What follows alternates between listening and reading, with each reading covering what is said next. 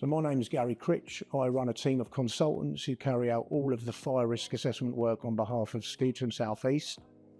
The team comprises solely of either retired or still serving fire service professionals, so people who have all served within the British Fire Service.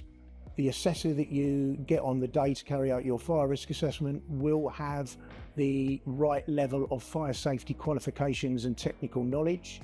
They will be a member of at least one professional body registration scheme, such as the IFE or IFSM, and we are also a BAFE SP 205 third-party accredited fire risk assessment provider, which means we are externally audited annually to ensure that we are delivering the right level of service to our clients. So once you've engaged us to carry out your fire risk assessment, you will receive a confirmation email. On that email there will be a list of documentation that we would like you to prepare for us ahead of our site visit. On the day of the site visit, the assessor will introduce himself to the responsible person and then carry out a consultation where the assessor will work through the documentation with the RP and also ask a series of questions. So examples of the documentation that we'd be asking you to prepare ahead of our site visit would be testing and maintenance records around the fire safety systems installed in your building, electrical safety certification, training and drill records, the fire safety training and drills that your staff have carried out, and lastly, documented fire emergency plans.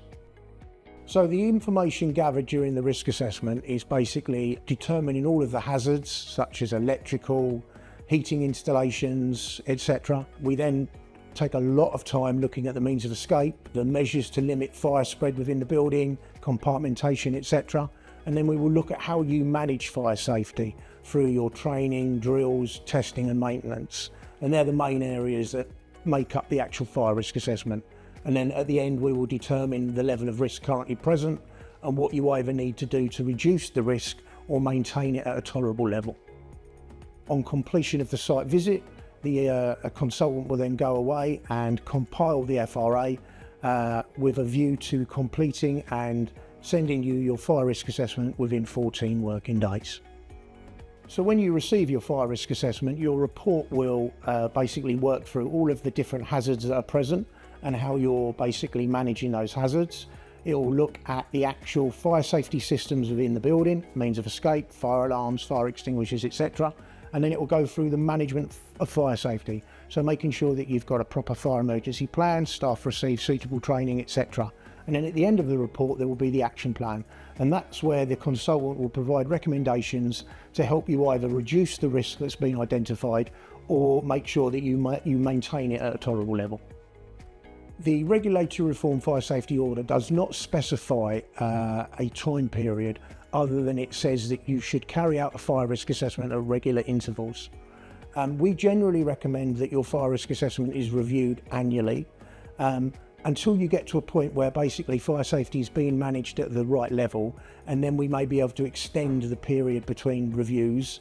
We also sometimes state in the fire risk assessment that once we've done the initial assessment, because there is no significant risk, it would be appropriate for the responsible person to carry out an internal review, and then we would specify maybe a more lengthy period of time when you'd need to get a professional to come back and carry it out again for you, such as maybe every 2 or 3 years. It's all dependent on the level of risk and whether you are in a building which is classed as a small, medium or high risk premises.